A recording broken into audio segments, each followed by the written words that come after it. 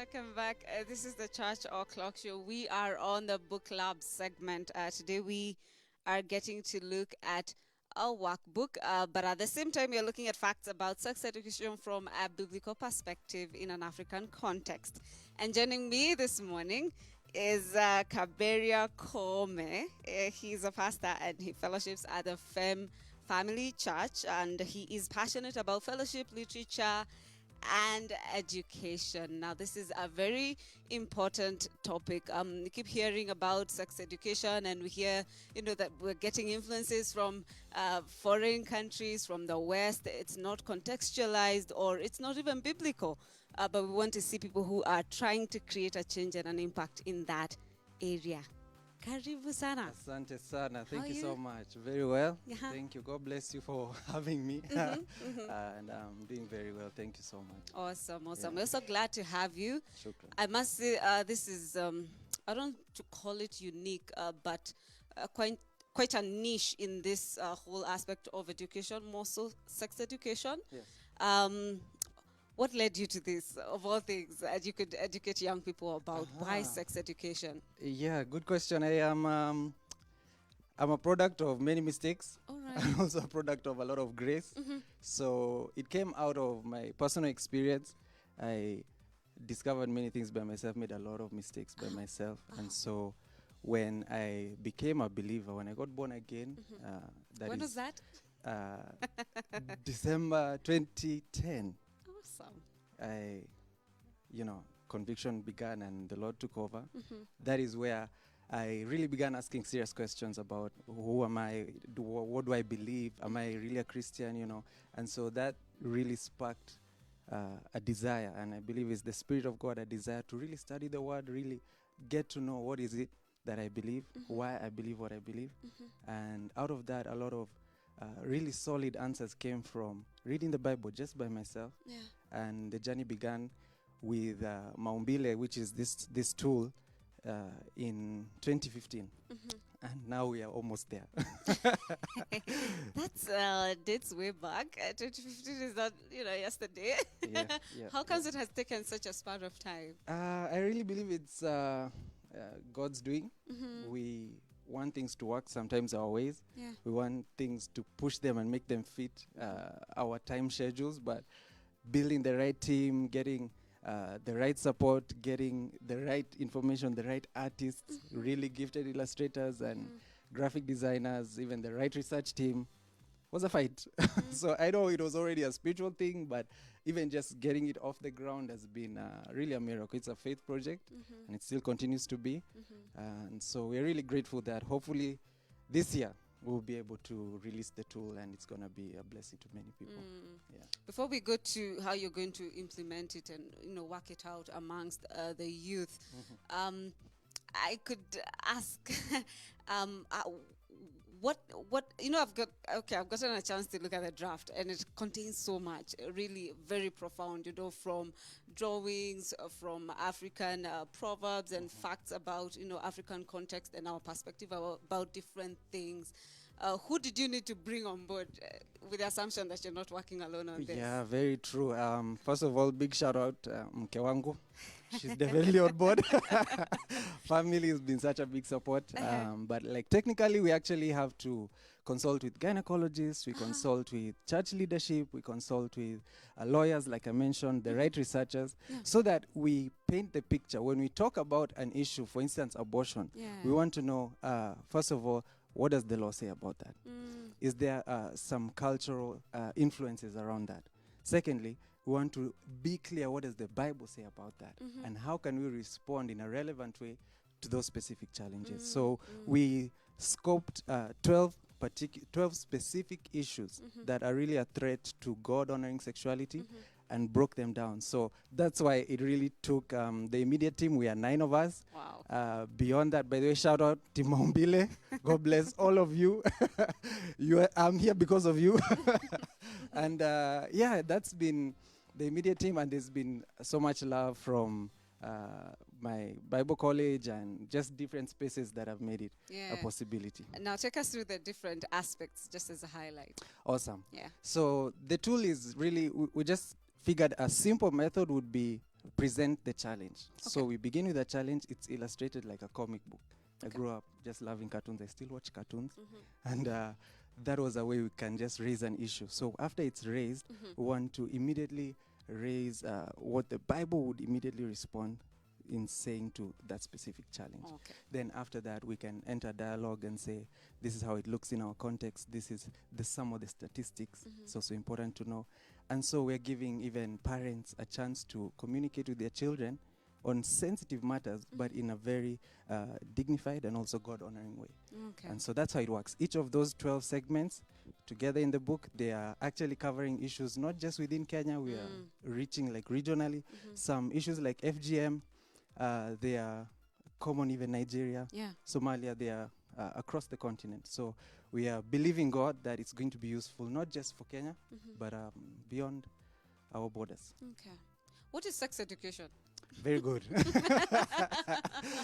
That's really important. Yeah. Unfortunately, let me start with what it should not be. Okay. SRHR, that is sexual and reproductive health and rights, Okay. is what is being fronted as the solution. And unfortunately, it's what is being used to present contraceptives to kids. It's what is being used to present alternative expressions of sexuality.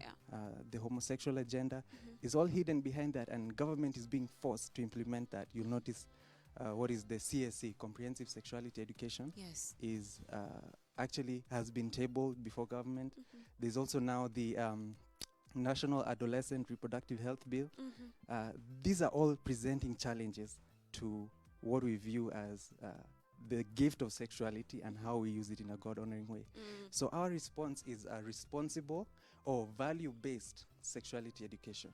We want to put God at the center and think about how He would teach us and how He invites us to use our sexuality to please Him and to honor Him. So it's the whole life should honor God. It's not just one part of our life, you know. And unfortunately, we've like sidelined that issue. We've tried not to even deal with it, but we need to address it, and we figured this would be a really good way and effective way of responding to the challenges. Okay. Is there sex education happening in different quarters, in using different workbooks and different, perspectives, so to speak? Yeah. Well, locally it's not as outspoken. There's also a gap. We also believe in God to fill the gap in the curriculum, that we will present a tool which can fit not just the CRE side of things, also life skill side of things. Yes. So that's our prayer. Everybody watching, please pray. We are the right people to do that. And unfortunately, it's the West that is presenting our solutions. You'll find that there are tools being put even in kindergarten.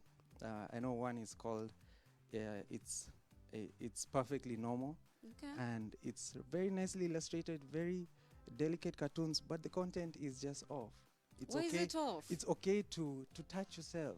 You see, it's Oh. okay to By if you touching feel yourself, like a that's girl. encouraging masturbation. Exactly. It's okay if you're a boy and you feel like a girl. That's very fine. You can do that, Okay. and they're presenting that to kindergarten kids that the LGBTQ thing is okay. Right? Which is being endorsed so highly by the West. That is why the whole agenda, even the United Nations, don't shoot me before my time, but the United Nations is insisting that this is a fundamental human right. You see, Okay. access to abortion is a human right. That is what is being presented there, which is against what we believe as Christians. So Now, like in the case of abortion, Yeah. what would be the Christian response? the Christian response is one, and that's something I need to mention also. We need to present alternatives. There are always alternatives. It should not be that immediately a girl, and definitely there was a boy involved or a gentleman involved. Yes. Immediately the child is found, right? And you are found with child. We are actually sampling right now and surveying and asking young people, what do you think? What should be the first thing you do? Should you, A, get rid of the child? Is it B, the girl's responsibility? Or do you go C and look for trusted organizations that can give you help? Even D, do you talk to your parents? You get what I'm saying? Because usually the first thing will run and get rid of the baby. Yeah. And Kenya I believe it's 2012, there were more than 400,000 counted abortions. We don't know the ones that did not Get recorded. get recorded. So, yeah, Christian response is one, we should not shun the child. The child is innocent. We should not destroy life. We should be able to embrace each other. And actually, there are so many organizations offering solutions. So the tool also works like that. We have partnered with guys who are offering the right solutions. We are able to take care of you, take care of the child, present the right solution so that it's not as damaging to you as if you just went to the shortcut. Yeah. Does our African culture speak into some of these things? Because one would say, is it just the Bible that really offers us a perspective to these things? Very good. I think there are always the benefits and the disadvantages of traditional culture and what we believe as Africans. Yeah.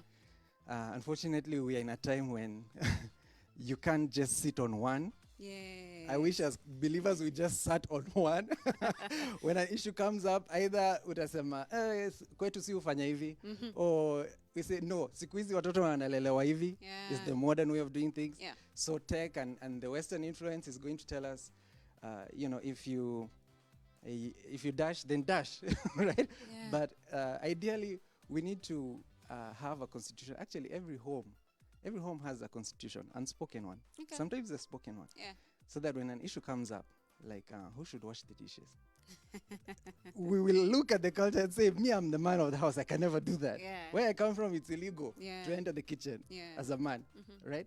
But my faith teaches me otherwise. My faith teaches me that I'm there to protect and to provide and even to serve my spouse and my family. And maybe it's important to sift through what our culture says and see what's right. Correct. Pick it, and if it's not right or being affirmed by the Bible, we can just pass it. Yeah. Awesome nuggets coming our way concerning sex education. And we're still asking you the question of the day. Definitely text us in on 0797578737 if you have any question concerning sex education, especially now for us in our African context where we want to, look at it biblically and also just, in light of the realities that we're in. We're asking why sex education from a biblical perspective. Respond to that, your opinions, your comments, even how you're practicing the whole aspect of informing this generation concerning this topic. How are you going about it? Do let us know. Now, Kaberia, as you seek to use this workbook, who are you seeking to work with? Awesome. Yeah. Yeah, this is... your questions are very good, but God bless you. Maybe I should join your team. Yes. To Maumbile. Yes. Anyway, We are still onboarding, guys. We are still onboarding, guys. At present, we have 5 organizations that have committed to be part of what we are doing and offering solutions on the ground. Yeah, we need people who we can trust and like-minded. So, yeah, it's definitely an invitation. The issues range from, like we mentioned, abortion, homosexuality, early child marriage, FGM, to issues even of divorce. How do we respond to that? Yeah. How do we respond to contraceptives? The range of issues.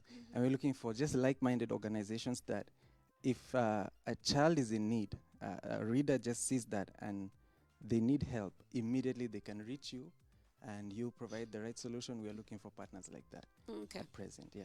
What about parents, for instance? Can they use the workbook in a home setting? That is the key. The key, in fact, is how do we make it easy, especially for the home. Sexuality education should be done at home. Yeah, especially in an age where it's not easy to talk about these things. We want to just avoid them. We run away. Yes, somewhat. So we are trying to help also that. That's what is in our hearts. The tool is a bit complex, but there's a lot of inviting art, inviting illustrations and proverbs, even activities, so that the parent can read with the child. Yeah. And definitely there'll be weightier things that you as the parent, you as the minister, Bible teacher, guardian, you should be able to now say, my son, my daughter, this is why this is important. Even just reading the Bible, it would not be fair for us to throw the Bible at kids without presenting, without it going through somebody who can just distill it a bit simpler and make it clear for their people. Break it down for them. Yes. So it needs to be done collaboratively. We're not giving it to the kids like shikeni sasa muko sawa. No, that's not the case. We need everyone. We need to raise them. We need to be so intentional with how we do that. So if you picture it even in a school setting, it's possible over like 12 weeks, and then each week we just cover one area, then we'll have a really good foundation to be able to face some of these issues. Wow, that's really great. Something to, look forward to. Yeah, we thank God. What challenges have you faced? Woo. Apart from Kapesa, Yes. Yeah, challenges as ikosi. Initially the team I began with, only one gentleman has remained. Okay. We began with some. Maybe they counted the cost. Exactly. I saw that this thing. But that one gentleman is still on board, and so that was definitely one issue. How do you guys just capture this and really run with it? It's really rare to find people who are willing to commit to serve in this way, serve with their gifts, with their time. Yeah. And we're actually doing it on a mutually beneficial basis. They are all stakeholders. They're not like just hit and run, or I just contract them once and they go. They're invested. They are part of what we're doing, which has been the journey. It's been beautiful because we've been discipling each other. We've been going through the issues together, asking those tough questions, disagreeing. And so it's been a bit of a fight. And you can imagine since 2015, a journey. Sometimes you get tired, sometimes you slow down, sometimes you get a really good response, you get some really good support, which has also been part of the journey, which I've really enjoyed doing. And we're believing God to do many, many different projects like this. Our tagline is that we have African solutions to African problems based on the truth of Scripture. All right. So if we can address even issues around corruption, issues around leadership, and we do it in ways that are clear and easy to communicate. We're even dreaming that we'll be able to have a mobile app, and the tools can be building themselves. Kids can contribute scenarios, contribute proverbs, build the narratives, respond to the narratives, challenge each other, and produce solutions. Wow. Because we have the capacity to do that, and God has definitely given us more than enough to do the same. Okay. Yeah. Before we get to how we can, like your social media platforms and how people can engage you, help us see what is the reality on the ground that truly necessitates sex education. For somebody saying, I have some money somewhere or some resources I can bring to this, why should somebody really team up with you? Wow. I was in, I've mentioned we are sampling the tool now. Yes. We have been given access to different schools, Yes. still open to access more schools and colleges. It is last Sunday, we were in Kariobangi, and I knew it was a challenge, but as we interacted with the young people, and we were sampling around pornography. Yes. And one of the young girls, and the age group at that sampling was between 12 to 15 years old. And she said, how do I avoid this if it's something I see even my parents practice?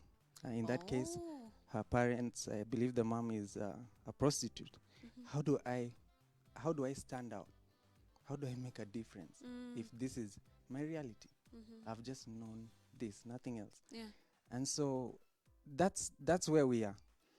Sex is bigger than probably anything else. If you just check even on Google, even right now, what's the most searched item anytime? I even did that part of our presentation, and you'll find during lockdown, 80 to 90% of the searches was on pornography. But the bottom quarter is on lockdown, on Corona. People are giving one awkward data just to make sure that that's happening. Yeah. And we also see like the number of young girls that have had gotten pregnant during this period, and it's just like building up, and we're silent. Okay. Yeah. So allow me to ask, like in the case of pornography, what's your biblical response? very cool. Really, truly from the Bible, trying to help somebody see why they ought not to Very cool. engage in that. Yeah. Two texts are good. Old Testament, Habakkuk 2:5. And if you look also at Matthew 5 from verse 27, they're suggesting two things. The Habakkuk text is talking about how we just put people in a position so that we can observe their nakedness. Okay, it was speaking about how decadent their returns from the exile were. You know, they got so comfortable that was part of the entertainment. Okay. And Matthew in chapter 5, he talks about, it's Jesus, this is the Beatitudes.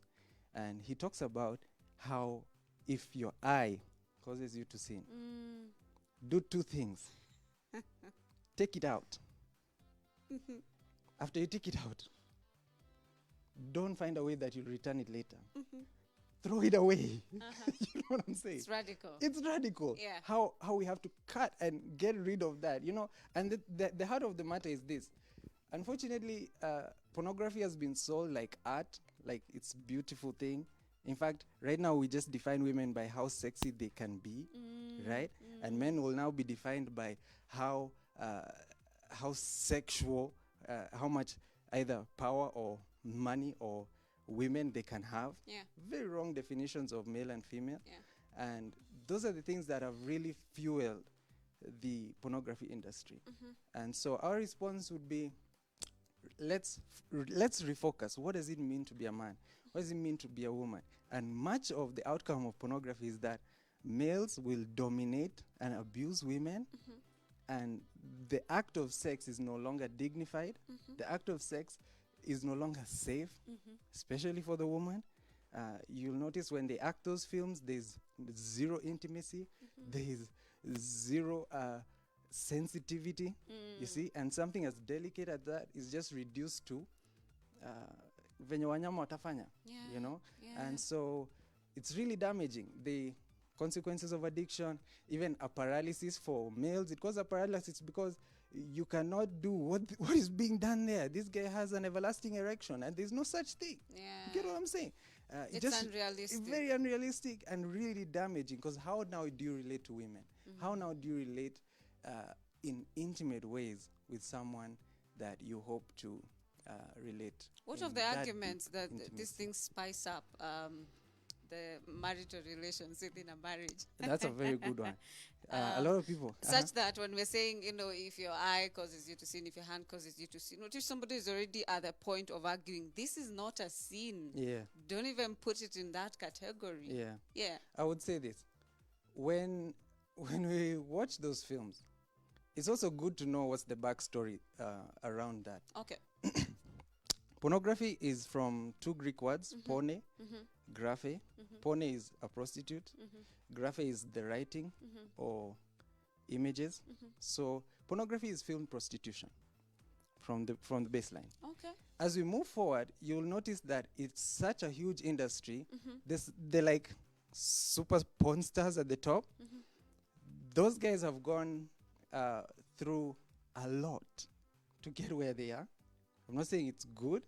What I'm trying to say is that, unfortunately, the 90% of the guys who are in the same industry, they end up four ways. One, in drug overdoses or addicted to drugs. Definitely with STDs or STIs. Definitely they can end up murdered by their pimps and the organizations that are insisting and forcing them. Nobody chooses to be a prostitute, right? And the fourth way that they'll usually end up is suicide. So those four options, it's actually an issue of life and death. And that is why the extremity of what Jesus is saying actually has ground. He's saying, you would rather remove that eye, remove that hand, than your whole body be cast into hell. That's the reality for many people who are behind the cameras, who are behind the entire industry. Massive industry and tons of money. But for you as a believer, if you understand that that's the reality, that's where it's coming from, and that it will continue to demean what sex is, the sanctity of what sex should be, and how precious a gift it is for us, then of course you'll justify yourself. But I would really encourage you and say, my friend, it can be way better. Yeah. I like that, even the bit of going back to what God had intended sex to be, and even the place of nakedness and exposure of the body. Yes. That's really helpful in context of what God intended. And now, where do we find you? Awesome. Yeah. You can find us. The book is around a page. The website is Petersmine. Peter is normal Peter with an S. Mine is mine.com. That is our website, and if you want to see the tool specifically, it is /Maumbile. And you get it right there. We also have YouTube by the same name, Petersmine, Facebook Petersmine, my personal handles at Prince Servitude. Prince, say that again. Prince, normal Prince with an S, like somebody who is serving, but servitude. Okay. So serve is V-I. Sasa T-U-B-E. Prince na kunyenyekea kutumiwa na Bwana. Yeah, both zinaiana. You know, we are called to be kings, right?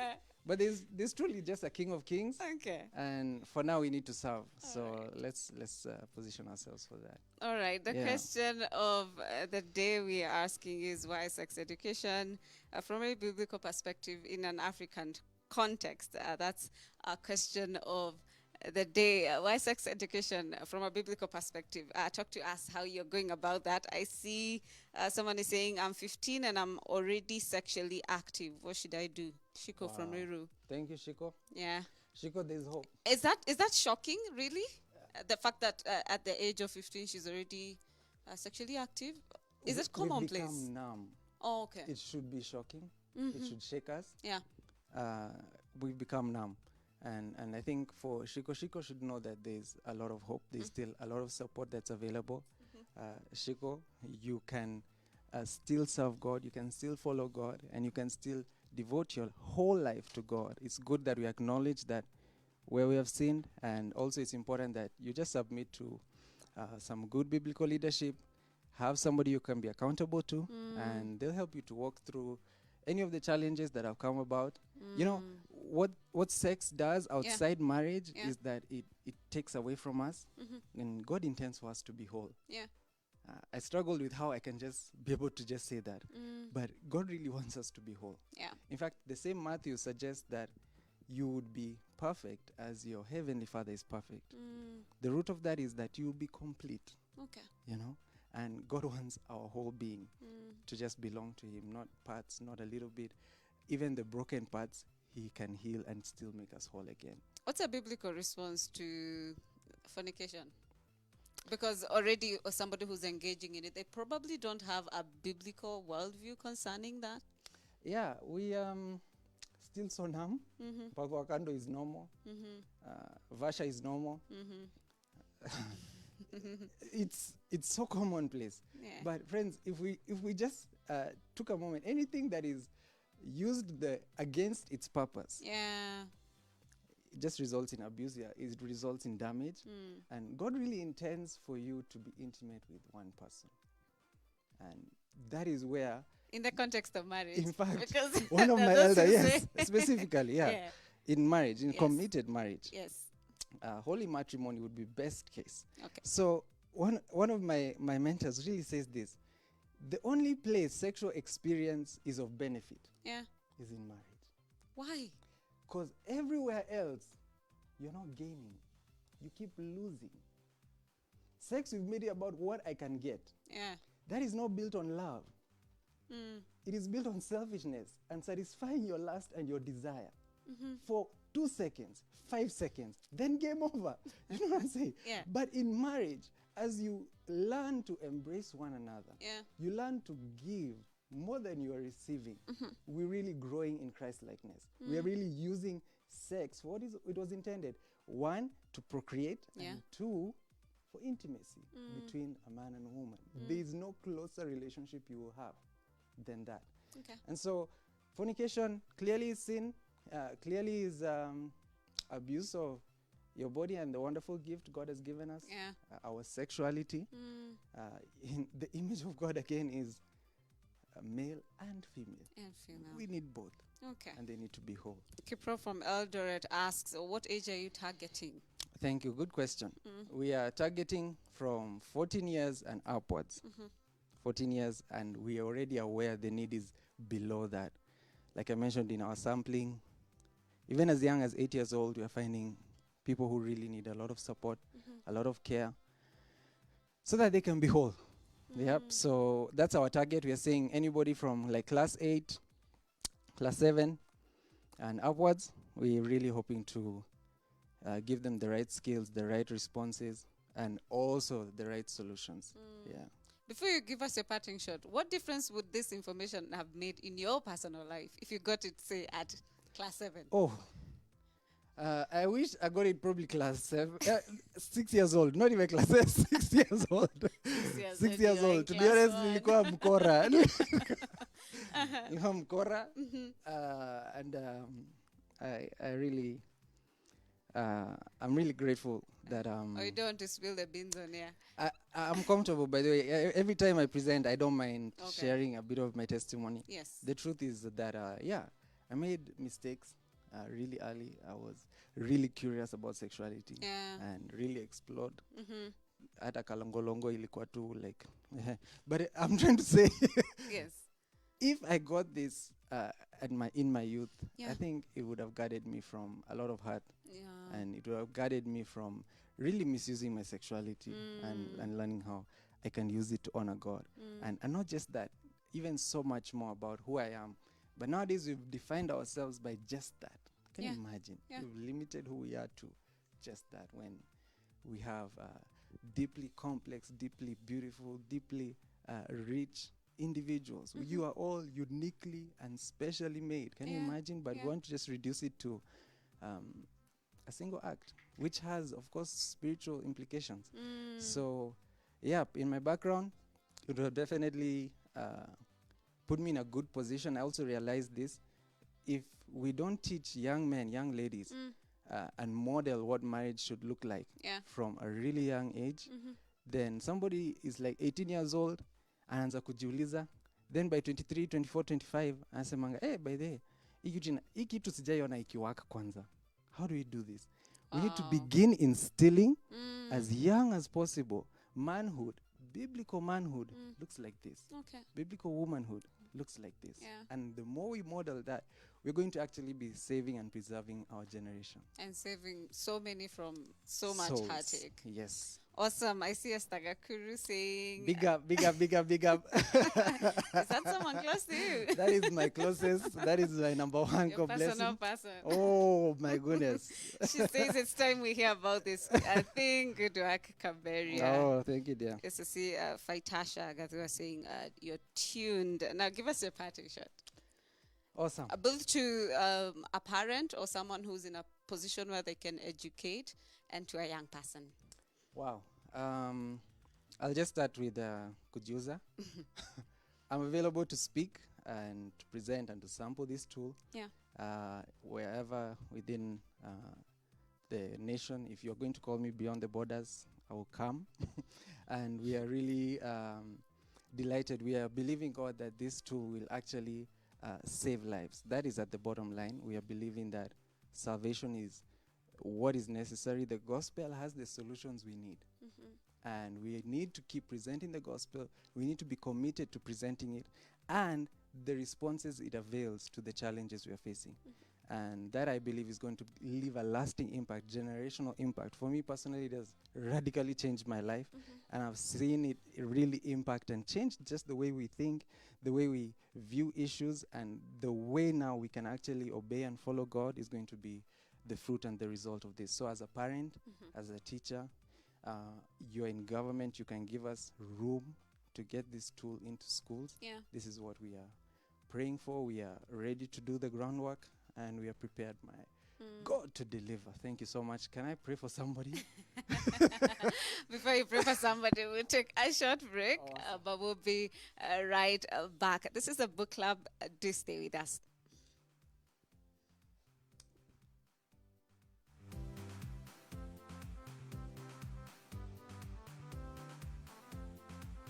Church O'Clock Show